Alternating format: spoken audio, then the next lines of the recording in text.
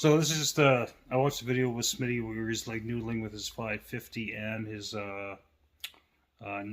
XL 902, and here's my 475 strong saw, but it sucks at noodling because that clutch cover just gets jammed right up with crap. It's too bad too because it's a powerful saw, so I mean it'd be fun to do some noodling with it, but it just doesn't like it. Anyways, take it easy.